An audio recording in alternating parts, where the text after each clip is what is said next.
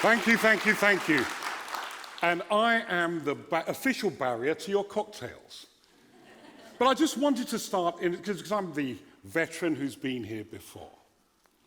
When I came 2012 last time, I realized what InnoTown stood for. Finding new ways to grow your company and each other. It was a hell of a privilege then, and even more of a privilege to be brought back. We came in late last night, down into the airport, really excited to be here, me and my intern, Adam, and we were so excited, forgot our luggage and just rushed out. As you do, rushed straight out. And there was fabulous reception, driver there to pick us up, and it's only as we were walking to the car I realized, where's our bags? Forgot them. Forgot our bags, turned around, went back, and our fabulous driver said, let me see if I can help. Spoke to a couple of people, I'm obviously a man of influence. Someone came out with their badge, opened up the door, let us back in, got our bags, went out. Brilliant. And it wasn't any driver in the reception committee, it was Dag, one of the organisers. It started to feel great to be here, especially I'd had the similar experience a couple of years ago in Barcelona. Dashing out, excited for the conference, running a bit late, the plane had landed late, ran outside, forgot my bags, went to go back in, they arrested me. A very different experience. A very, very different experience. So look, what I'm going to try and do some last one is try and bring it all together. Frederick, how could we forget? He convinced us some countries have a unique identity and every nation is great at something. And it lends itself to the creativity. Tina pushed us. We need to care. Our planet matters. There's work to be done. Epson, who could sell anything to anyone. But he demonstrated very clearly. Some nations have hidden strengths, something you're great at. Maybe diversification, maybe reaching out, maybe doing things a little differently might lead to some greatness there. Paul, my countryman, he was 1,000 miles an hour. Every mile was worth listening to. He convinced us that different generations have something great about them. So I want to bring this all together. There's greatness in everyone in this room. There's greatness in every single one of us. One of the biggest myths in Western developed society is that leaders are only at the top of the organization, at the top of the nation. Nonsense. Managers are at the top of the organization. Leaders are everywhere. Everyone in this auditorium can be a leader if they choose to be. It's your choice. And I'm going to push you. Because the context that led me to write my latest book, Spike, What Are You Great At? Is that nobody is brilliant at everything. We've had the privilege of working with some of the best leaders on the planet. Not one of them is an all-rounder, not one of them is flawless. But at the very top, they have the humility to know the 2 or 3 things only that they're great at. But even more importantly, they know the many things they're not so good at. Everyone in this auditorium is brilliant at something, is great at something. The trick is to discover that, mobilize it, energize it, stand for it, and let it be your guide to the top of your potential. It's not about getting the best paid job, it's about getting the right job for you. And today is the day that everyone who came on excited me. Because when we're talking about innovation, we're at our best when we come together. And the more different our backgrounds, we see the same things differently. Our strength is we say the same things differently. And even Apple would agree.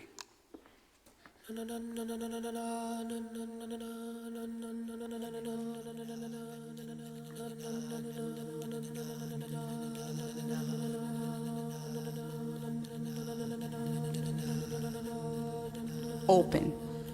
Open a door, and it opens all the others. Open a mind, and see what happens next. No great thing, no beautiful invention was created in a vacuum. It happens when we leave our comfort zone and come together. Embrace faiths, cultures, disabilities, differences. Embrace races, ages, ideologies, personalities, creating a tool or device nobody saw coming. Humanity is plural, not singular. The best way the world works is everybody in, nobody out.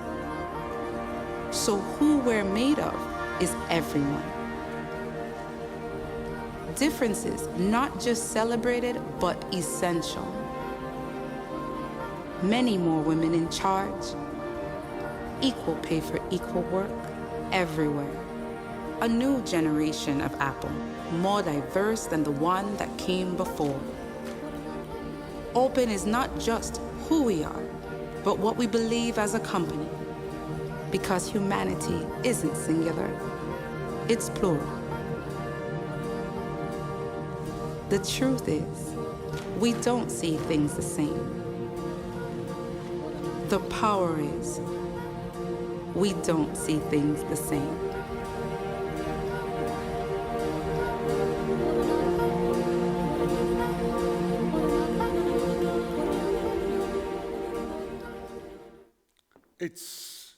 We are so much stronger together when we come together. You know, it's so rare in my line of work when the phone rings, it's a positive call. René, could you just pop in and see us and have a really positive chat? When I get the call, something's gone drastically wrong. So at 10 o'clock on a Tuesday evening, when Angela, the Group HR Director of Sainsbury's, one of the UK's second largest supermarket, calls me and says, René, I need you in our offices tomorrow morning, 7 a.m., to have breakfast with our Chief Executive, Mike Coop. What's wrong, Angie? He's called together the operating board, the top 40 in the business. He said he's going to tell each and every one of them that 20% of their annual bonus is now going to be on inclusion. Angie, that sounds like a really good approach to me. But he hasn't told them anything before. I don't think it's going to go so well. Can you ask him to give us another 6 weeks so I can get around everyone and align them? 7 o'clock in the morning, I'm having breakfast with Mike. 5 years before that, Mike was the Chief Financial Officer of Sainsbury's. He's a numbers man. He had data, intelligence, numbers, figures, charts, graphs. His data was undeniable. There was an inclusion opportunity at Sainsbury. But I suggested to him that perhaps numbers don't create the excitement and the energy that he needs to push this through. You need to touch them, the hearts and minds. This is not about IQ, this is EQ. What do you mean? Tell them a story about you. Connect them with how you really feel. What's the context? What's the purpose? Got it. I wasn't sure that he had. At 9 o'clock, I'm at the back of the room, ready to intervene if it doesn't go quite the way I had in mind. Mike told this story. He was born in the Midlands in the UK, in the middle of England, in a small village outside Solihull near Birmingham. He was the first member of his extended family to ever get to university. He didn't get to any university. He went to Balliol College, Oxford, one of the finest educational institutions on the planet. On arrival, within minutes, he was made to feel as though he had the wrong accent. Later on, when he's dining with his new colleagues, the array of cutlery and crockery, he just didn't know how to get across it. He wasn't feeling great. He was invited to a white tie party. Mike didn't know what a white tie was. By the end of 2 years, he felt they were two of the worst years of his life. He felt invisible. He felt excluded. At the end of his second year, two fellow students grabbed him. They're going to show him the ropes. They realized he was feeling lost. They showed him how to navigate a complex institution. They shared with him the unwritten laws of engagement. Mike recalled his third year was one of the best years of his life. He felt included. He was no longer invisible. He now shared with his colleagues that 170,000 employees, 200 stores, depots and warehouses. As he visited all of them, he shared with his colleagues that far too many of our employees, our colleagues, spend their working days feeling invisible. They don't feel they belong. I know precisely how that feels. I'd like you to join me in ensuring that no one who works at Sainsbury's ever feels invisible again. We are stronger together. Nobody argued. I had no work to do. Sometimes it's the story, not the theory, the abstract, the concept. It's not the IQ, it's the EQ. Let me say it again. Everyone in this room can be a leader if they choose to be. It's not management, it's not the science, it's the art. We call management the hardware, we call leadership the software. The essential difference. My favourite quote of the moment. Every speaker that's come on today has spoke about speed. The lightning pace. Trudeau captured it. The pace of change has never been this fast and will never be this slow again. So true. And to bring that alive for you graphically, it is going at breakneck pace. But pace doesn't have to be the enemy.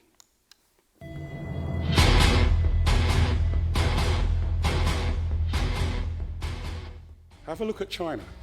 Have a look how our world has changed within a generation. This is GDP by country. We can see the phenomenon that is the United States. But just have a look at what China does. In no time whatsoever. They decided to do things differently. Innovation on steroids.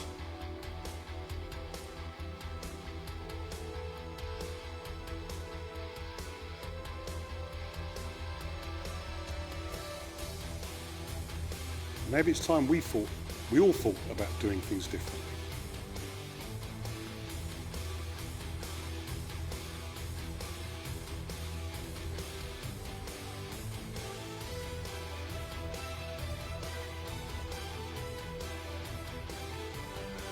Never seen stellar growth like this before, ever.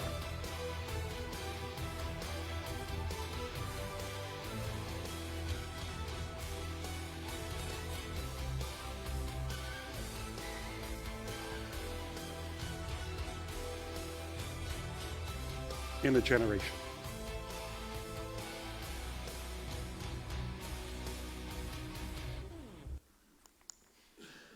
Not everything old is bad, not everything new is good. What's the mix that works best for you, your family, your team, your business, your nation? We're lucky enough to work, these are the brands we're working with at the moment. And just to back up what Monica said and what Frederick said, this is so clear to us. There is not one of these organizations, these businesses, that is not going through fundamental transformation continuously.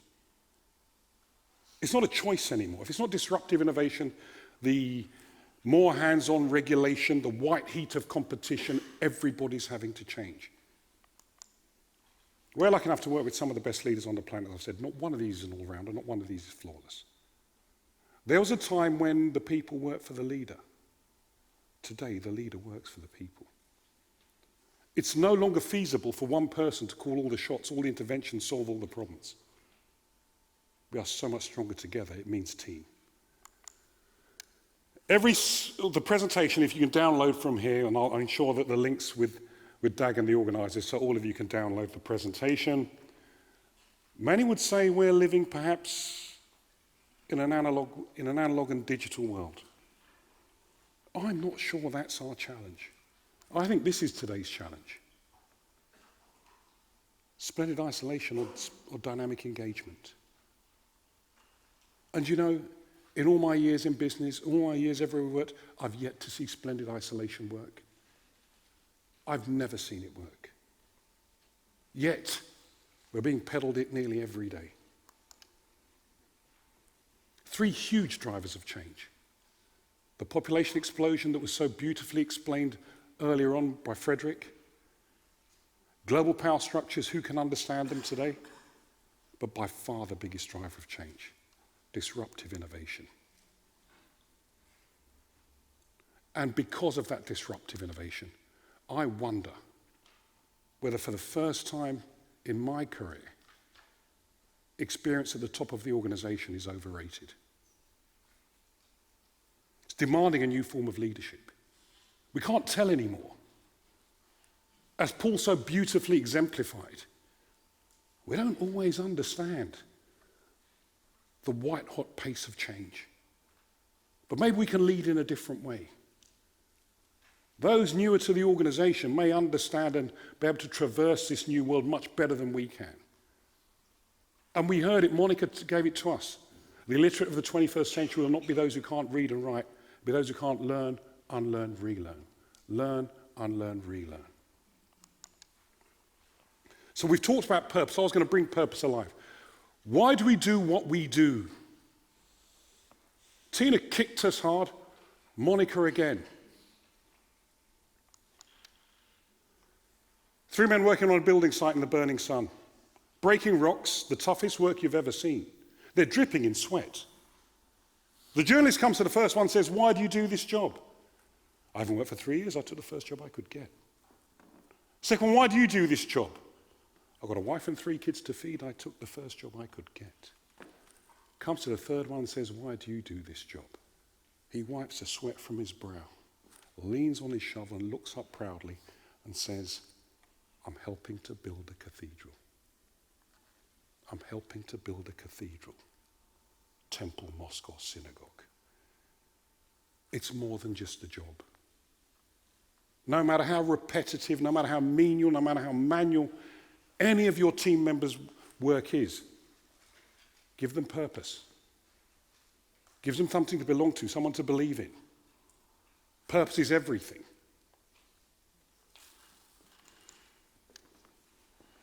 The business of business is no longer just business.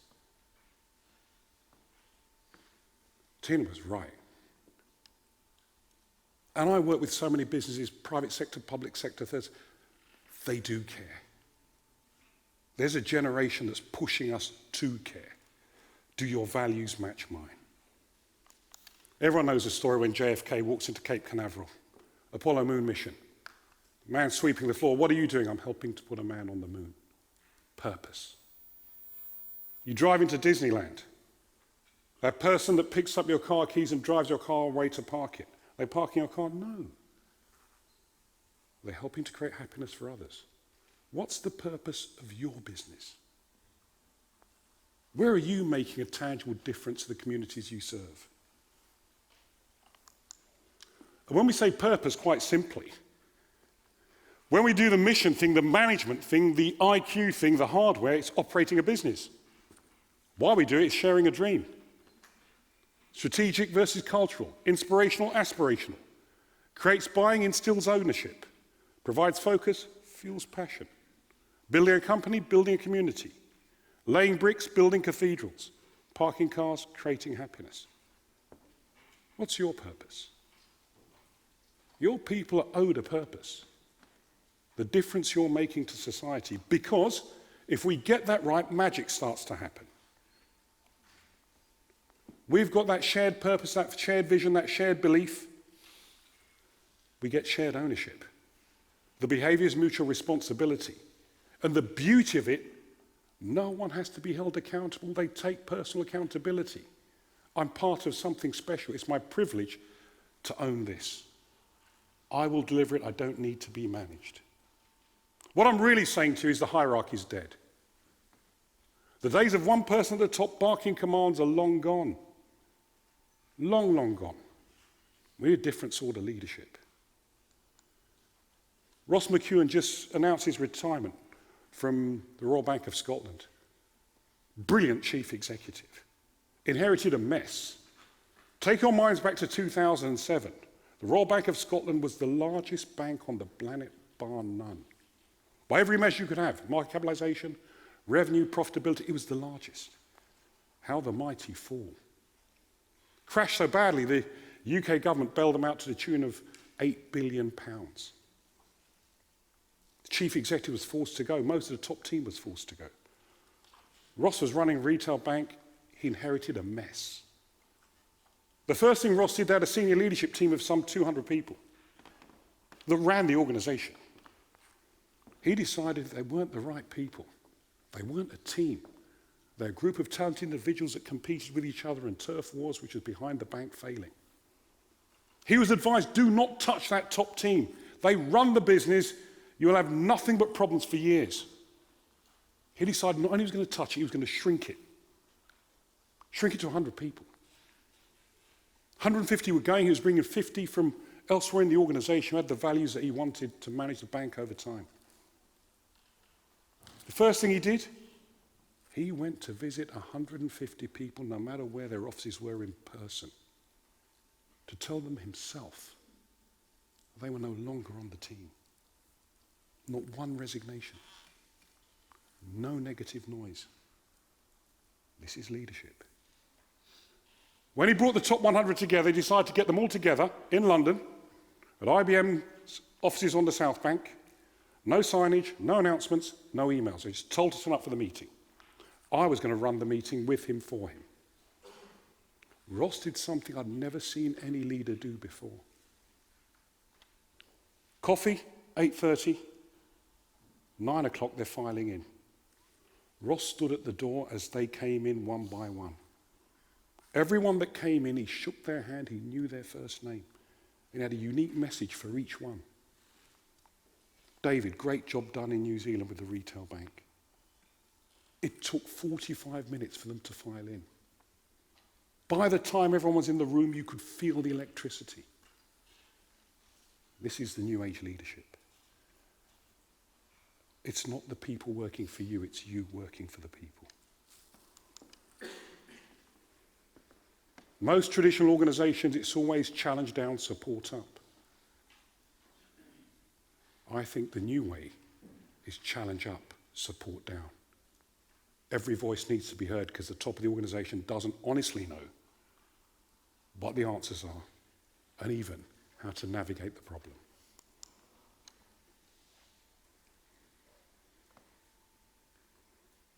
So when I was listening to Paul and his generations, I was asking myself the question, what gets you up in the morning? I'm one of those baby boomers. I grew up with that constant fear of failure, that constant imposter syndrome, I'm going to be found out. They're the generation today that wakes up with a desire for success to make a positive difference, and they're confident. They need a different sort of leadership. My parents came to London in the early 1960s. We were a British colony in Gambia. They had the dream that many of the immigrants had. We had primary education, secondary education, no tertiary, no universities.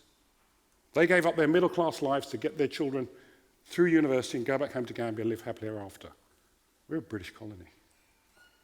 They came to London and got the shock of their lives, the most expensive city on the planet in the early 1960s.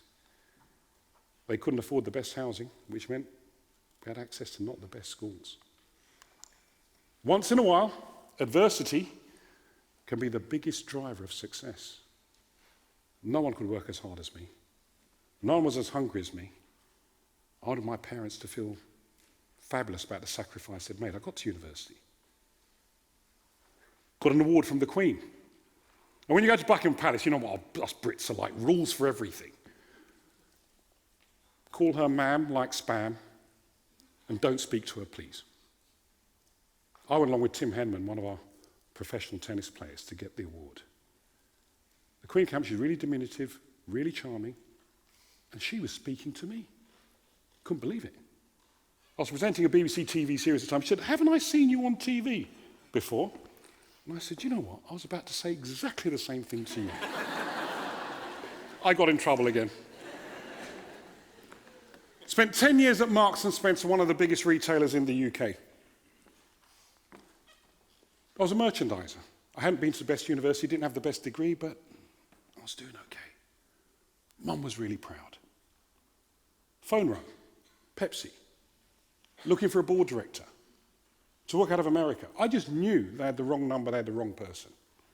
But you know what? I'm going to go along for the ride and learn as much as I possibly could. I'd never been in a boardroom, didn't know what a board director did.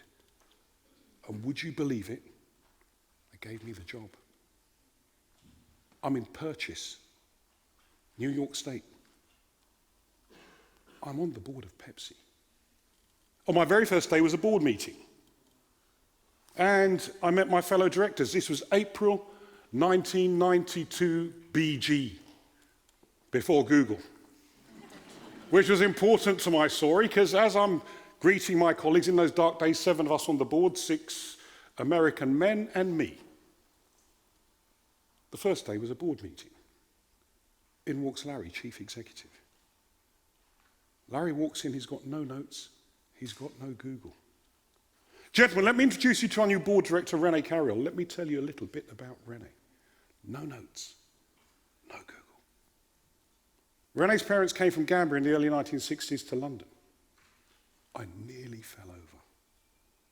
I'd never put that on a CV, I'd never put it on an application form. I never thought that was going to help me anywhere. How the hell did he find that out? He went on.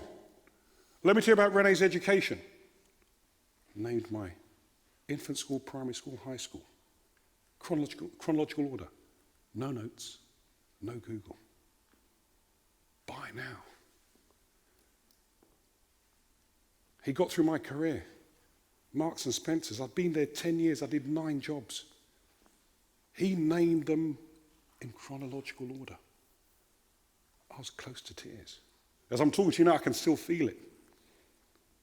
He had no notes. He had no Google. To this day, I don't know how long it took him to memorize it. Chronological order. The whole experience couldn't have lasted more than 3 to 4 minutes. No. It lasted me a lifetime. I still work for Larry for that 3 to 4 minute intervention. What are you doing for people who join your team, who join your organization? What are you doing to make them feel that you have a purpose, that they can belong, that they're included? It doesn't cost everything, but it makes such a difference. And when was the time you hired a scary person? I felt I was scary. I didn't look like them. I didn't think like them. I didn't behave like them. Later on, Larry was to convince me that Pepsi was the ultimate challenger brand. They woke up every day facing the might of Coca-Cola, the most recognized brand on the planet. They needed people who were dead hungry, who were risk embracing, who would work hard, who would run fast. You're describing me. I'm the son of immigrants. I know the sacrifice my parents made. I needed them to feel proud. I was just the right person for Pepsi, the challenger brand. Let me ask you again. When's the last time you hired someone who doesn't look like you, think like you, behave like you?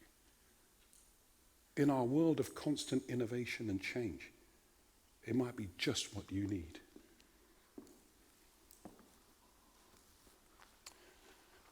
I'm talking about team. We interviewed David Fairhurst, who is the Chief People Officer of McDonald's. He defined New Age collaboration, New Age leadership. Collaboration is the new leadership in a way that no one's done it as well. Leadership now is about collaboration. And that is all about how do you get a two-way dialogue. If nothing else, because you need the ideas coming upward in the organisation because of the nature and complexity and speed of the challenges that the organisation face. So how well connected is the organisation with its people and of course with its customers? And how collaborative can it be in evolving and generating value in the organisation? Now that doesn't take away leadership, by the way. Leaders still have to take decisions and set vision, but they have to do it in a far more collaborative way. Leaders, leaders, leaders. Let me say it one more time. Everyone in this room can be a leader if they want to be.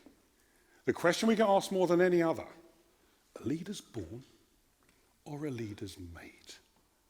The perennial question. And we put it some great leaders in the sports industry. Answer the question, leaders born or leaders made?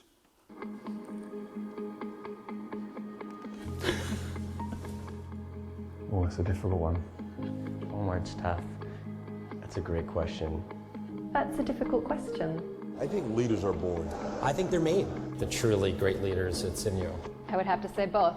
They're born. I don't think they're born leaders. I absolutely think you're made. This is very I helpful. think it's a bit of both. I think they can be born, but I also think they can be made. Let's go ahead and say made. Both. Leaders are born. I think there's probably more made than born. Both.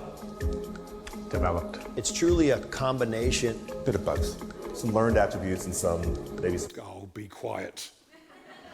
I completely disagree. Leaders aren't born, leaders aren't made, leaders are found. In your organizations, within your teams, within your homes, you have leaders. The big clue I would give you, and it's so essential we find them, in times of constant change, you need as many leaders as you can, guiding the way, helping the others. Look for those who can influence and persuade without authority. They're your leaders. They don't have rank. It's not about sales. It's not about job description. It's not about hierarchy. It's not management. It's management gets rewarded with the promotions. These are the people that others follow. They sometimes have the social secretaries. They arrange all the social gatherings and everyone goes because they're so good at influence and persuading.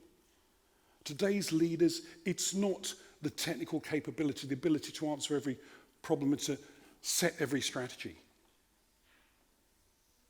It's the ability to get people to follow you, creating an environment where others can deliver. We're lucky enough to work with the Four Seasons Beverly Wilshire Hotel, voted 7 years on the top best hotel in the world. You may know it from Pretty Woman. This is where Richard Gere, Julia Roberts, and everything you saw in that film, believe me, is true. Ben Trott, the general manager, is a genius. He has 3 doormen who run the 3 8-hour shifts every day. He has a manager's meeting once a week. Ben always invites the 3 doormen to his manager's meeting. They are not managers. No matter what shift they're on, they turn up, turned out well, looking smart. They always turn up for the manager's meeting. Why does Ben invite them? Because collectively they have 250 customer interactions every day. They have the pulse of the customer. They are the first touch point of the brand that's a hotel. They have the ability to make customers feel really special. So Ben makes them feel really special.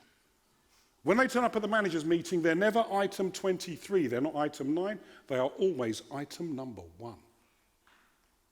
Ben just says, guys, how are the customers this week?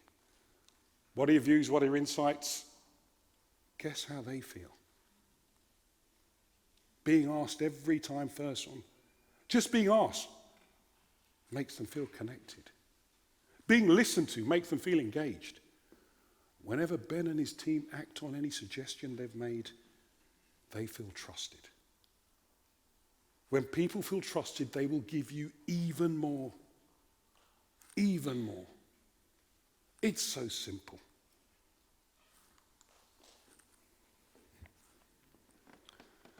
Chelsea fan, Chelsea season ticket holder, Jose Mourinho used to be as close to God as you could get. He came back a second time, he was a different person. He was no longer that inspirational leader. He was a confrontational, directive manager. The world had changed. The players were earning way more than him this time round. They felt no allegiance to him whatsoever. He didn't create that spirit they were part of something special. He didn't give them a purpose, didn't give them anything to belong to. It ended in tears. The days of being really directive, telling them what to, didn't work anymore. There's a new generation of players. They weren't local. They came from anywhere and they were earning tons and their loyalty to the club had disappeared. Then we saw this guy. German came to the unique city of Liverpool and understood Liverpool better than the locals. He created a purpose. Everyone who joined was part of something special. He created a team spirit that was nearly tangible. His celebrations on the line was intoxicating for even those of us who didn't want Liverpool to win. And we won't go into what happened with Barcelona. But here's the biggest message I want to give you today. It's no longer about the best person for the job. That's the old world. The new world is the best person for the team. And every one of your teams is in a different stage of development. The lens that gets the best person for the job doesn't work for us anymore.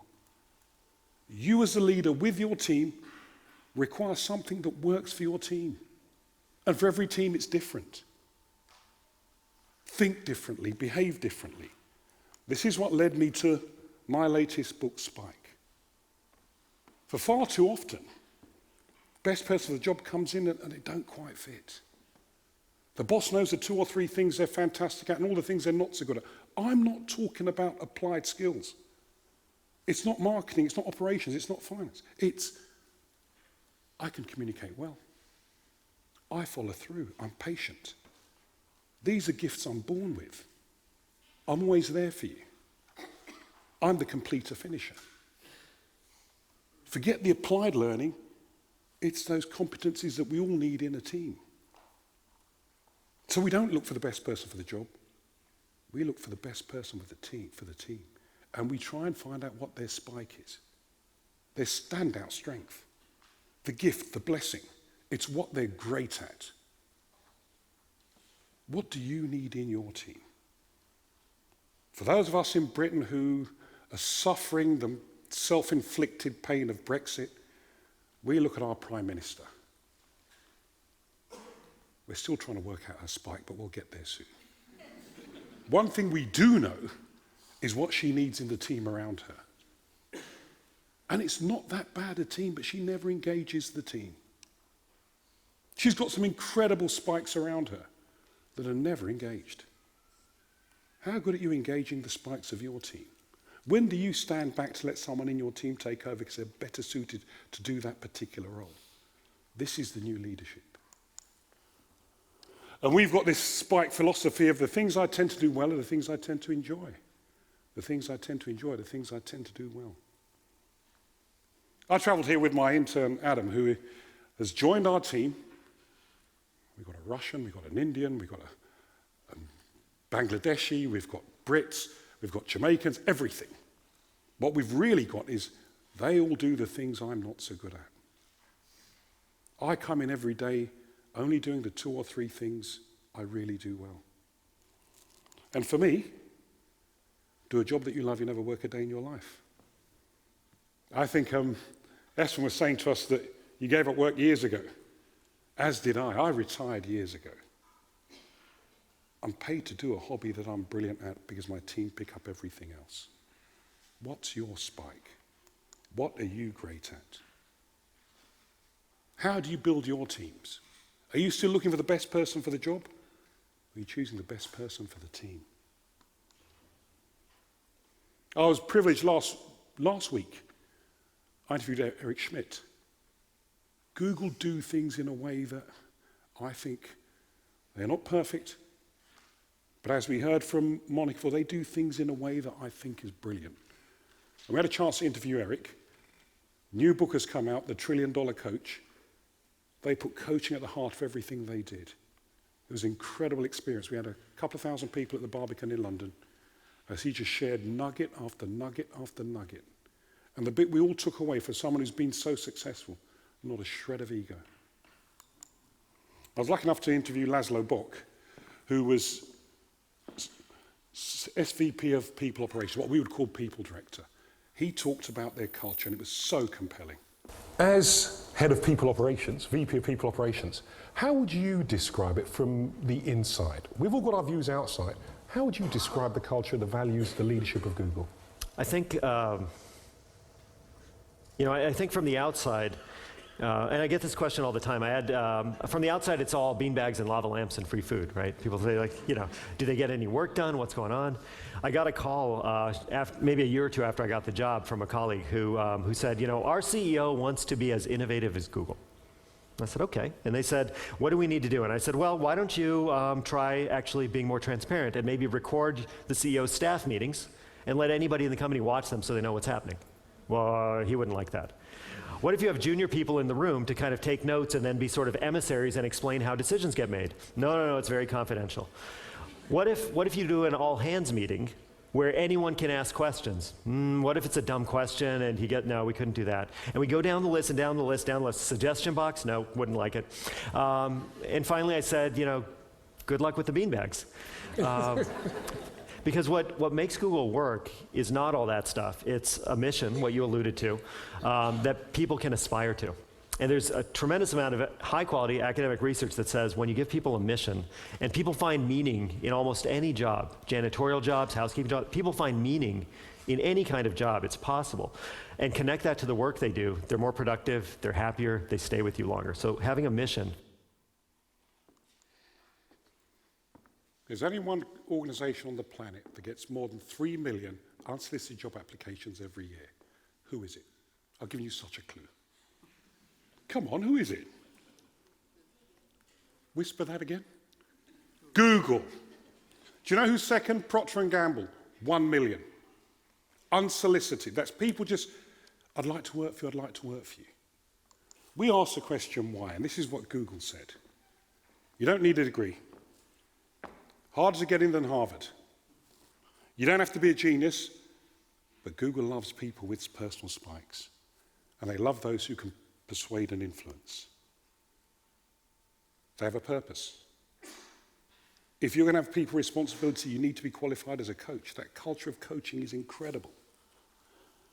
Diversity, driving innovation, all the things that are obvious. But we took the top 40 people of HSBC, Europe's largest bank, to meet the top 40 people of Google. We asked them, what are the attributes of a top team? They came up with the same 5 attributes. Where it became different when we asked them to rank it, this was Google's ranking. You heard Monica talk about psychological safety. Like Apple, they believe that people from different backgrounds coming together see things differently, that drives their innovation. But some of us from different cultures may not always find it easy to speak up, may be quite introverted, may prefer to contribute in private. Creating an environment of psychological safety means that we've catered for everyone in their own styles. And that coaching style helps. It's not giving people the answer, it's showing them how to get the answer. And for teams, it can be superb. When we asked them to rank them, Google was the absolute inverse of HSBC. It's not right or wrong, it's just different. What would yours be?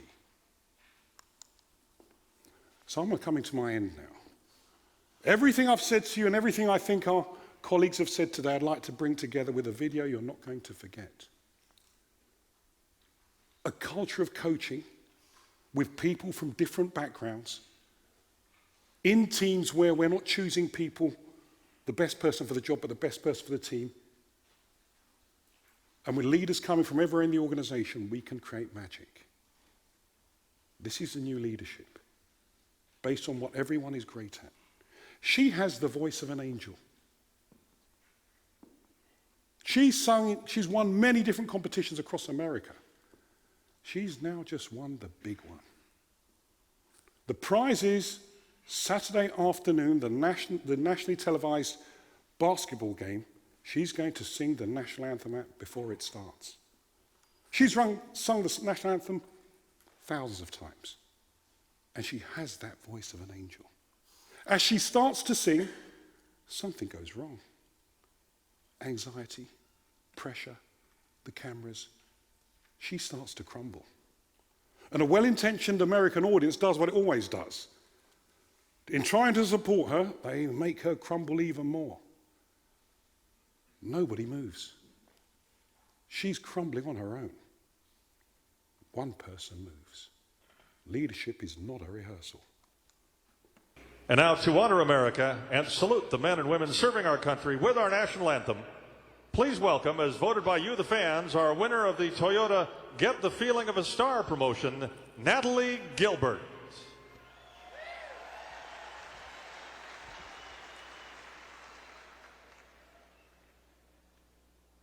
Oh, say, can you see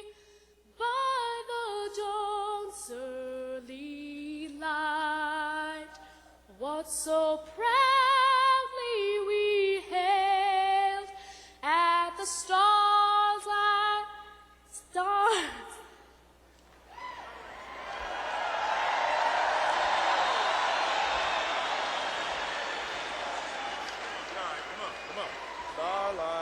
Stars like glass gleaming, whose broad stripes and bright stars through the perilous fight. Oh, the ramparts we watched were so gallantly streaming, and the rockets rattling and singing air gave proof through the night that our flag was still there. Oh, say does that star-spangled banner yet wave? Oh, the land of the free and the home of the brave.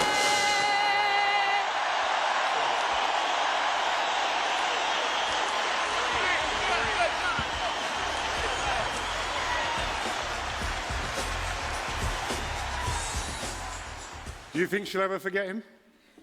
His name's Mo Cheeks, professional coach for the Oklahoma basketball team. Culture of coaching: when someone's failing, there's someone there to support you. The question we ask of all the teams we work with: how committed are you to each other's success? Collaboration is the new leadership. Everyone has a spike.